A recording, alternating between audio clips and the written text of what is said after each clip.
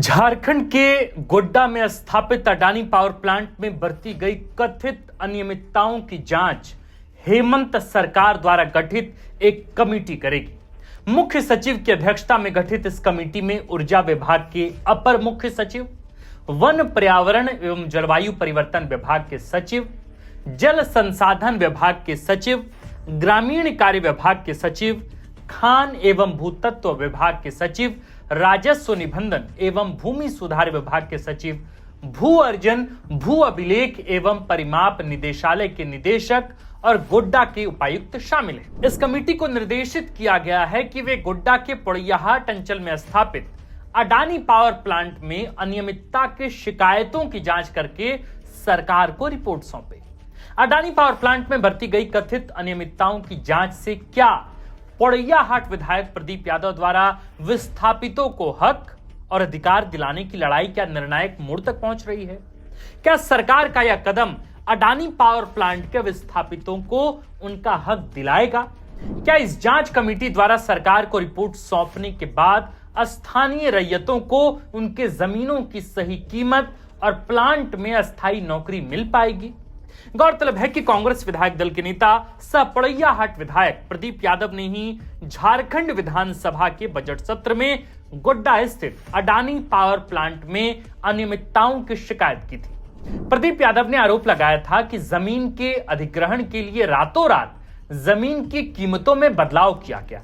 उनका दावा था कि जो जमीन 46 लाख रुपए प्रति एकड़ थी उसे घटाकर 3,25,000 रुपए प्रति एकड़ किया गया और विरोध के स्वर उठे तो बढ़ाकर इसे 12.5 लाख रुपए प्रति एकड़ कर दिया गया।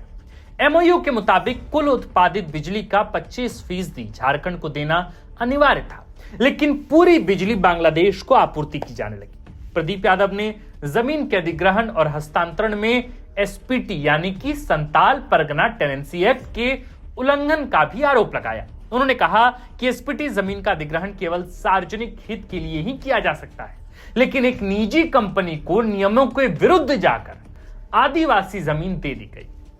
कंपनी, रैयत और जिला प्रशासन के बीच हुए समझौते के मुताबिक स्थानीय लोगों को ट्रेनिंग देकर पावर प्लांट में अस्थायी नौकरी देना था, लेकिन ऐसा नहीं किया गया। अस्पताल और स्कूल निर्माण का वादा भी पूरा नहीं किया गया। प्रदीप यादव ने अभी आरोप लगाए कि वन भूमि, गोचर भूमि और शमशान भूमि का अधिग्रहण भी कंपनी द्वारा किया गया है। विधानसभा में इन शिकायतों को रखते हुए तब प्रदीप यादव ने मांग की थी कि एक उच्च स्तरीय कमेटी द्वारा इसकी जांच कराई जाए। आखिरकार राज्य की हेमंत सोरेन सरकार ने मुख्य सचिव की अध्यक्षता में एक उच्च स्तरीय कमेटी का गठन कर दिया है, जो कंपनी में बरती गई कथित अनियमितताओं की जांच करेगी। जांच रिपोर्ट के आधार पर ही आगे का कदम उठाया जाएगा। गौरतलब है कि पोड़ैयाहाट विधायक व कांग्रेस विधायक दल के नेता प्रदीप यादव ने 10 वर्ष पहले ही प्लांट की स्थापना के समय विस्थापन, पलायन, प्रदूषण और पावर को लेकर स्थानीय रैयतों को आगाह की थी।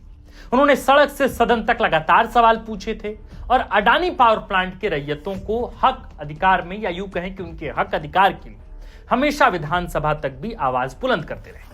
दरअसल प्रदीप यादव ने रैयतों के हक में आवाज बिल्कुल उस कथन की तर्ज पर उठाई है कि जोदी तोर डाक सुने केउ ना से, तांबे एकला चालो रे। अडानी पावर प्लांट की स्थापना से गोड्डा जिला में पड़ रहे दुष्प्रभावों और कंपनी द्वारा रैयतों के मानसिक, आर्थिक और शारीरिक शोषण के खिलाफ अकेले पोड़ैयाहाट विधायक प्रदीप यादव ही नजर आते हैं। बाकी इर्द गिर्द और भी कई मंत्री हैं, लेकिन वे नजर नहीं आते। कुछ महीने पहले जब स्थानीय रैयतों ने प्लांट के मुख्य द्वार पर कंपनी के खिलाफ अनिश्चितकालीन धरना प्रदर्शन शुरू किया तो प्रदीप यादव उनकी आवाज बुलंद करने वहां पहुंचे थे। उन्होंने कहा था कि वे नहीं चाहते कि कंपनी में ताला लग जाए। वे ऊर्जा उत्पादन करने वाली कंपनी को अंधेरे में धकेल देने का इरादा नहीं रखते, लेकिन केवल इतना चाहते हैं कि रैयतों को उनका वाजिब हक मिले। उन्होंने कहा था कि अडानी पावर प्लांट का विकास तो हो गया, लेकिन ये रैयतों के लिए सतत पोषणीय विकास की तरफ बढ़ना चाहिए। यह कतई बर्दाश्त नहीं किया जाएगा कि कोई 56 भोग का लुत्फ उठाए और किसी के हिस्से 2 वक्त की सूखी रोटी भी नहीं आए। तब प्रदीप यादव ने कहा था कि रैयतों की जमीन, उनका संसाधन और श्रम लेकर अधिकतम मुनाफा समेटने या समेट लेने की चालाकी नहीं चलेगी। बराबर नहीं तो कम से कम इतना तो रैयतों को देना ही होगा कि पेट के लिए रोटी जुटाने और बेटी का ब्याह कराने में कहीं हाथ न फैलाना पड़े। प्रदीप यादव ने आरोप लगाया कि स्थानीय रैयतों को अस्थायी नौकरी का वादा करके छला गया है बड़े पैमाने पर।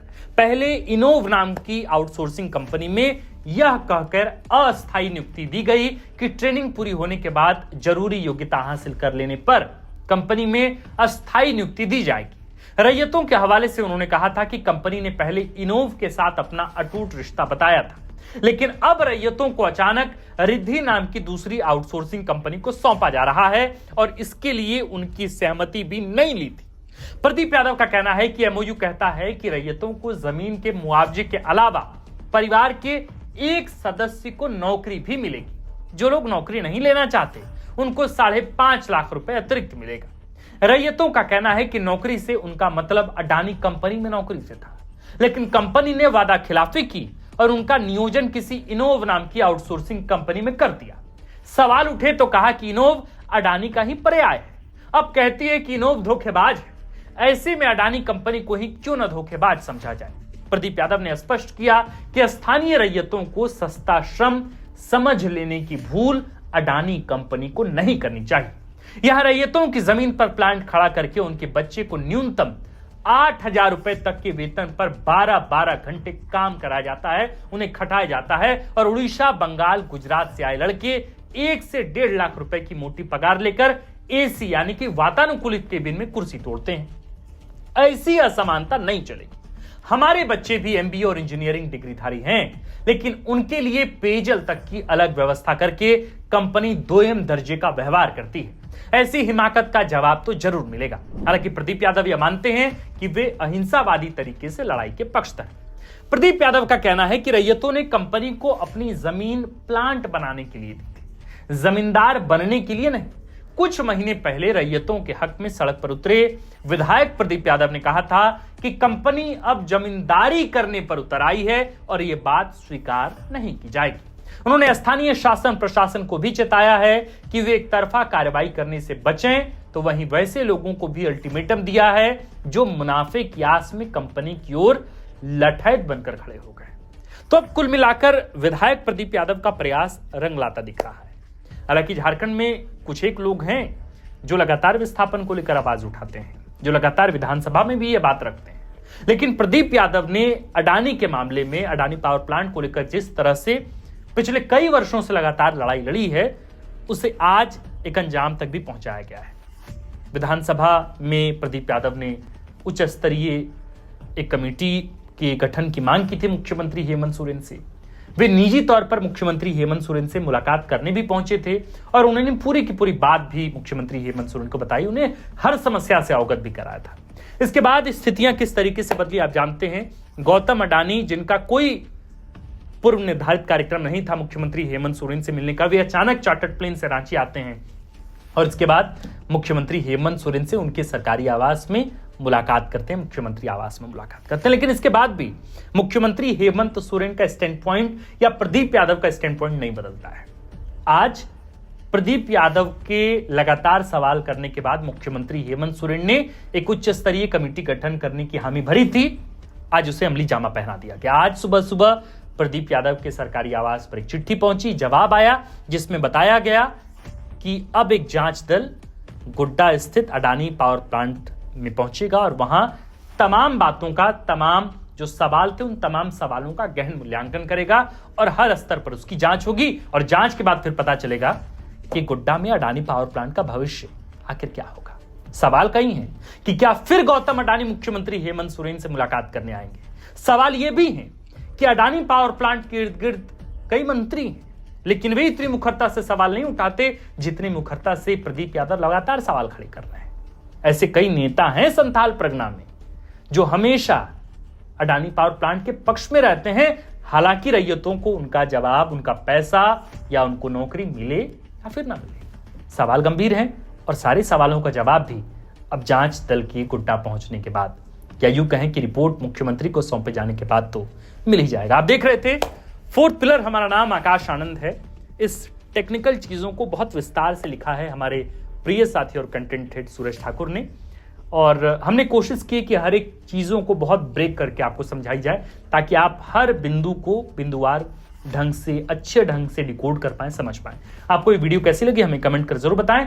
इस वीडियो को खास करके संताल परगना के हमारे साथी अपने अपने दोस्तों तक, यारों तक भी पहुंचाएं और बताएं कि अडानी पावर प्लांट को लेकर मुख्यमंत्री हेमंत सोरेन ने क्या डिसीजन लिया है। बाकी वीडियो को अंत तक देखने के लिए आपका बहुत बहुत शुक्रिया।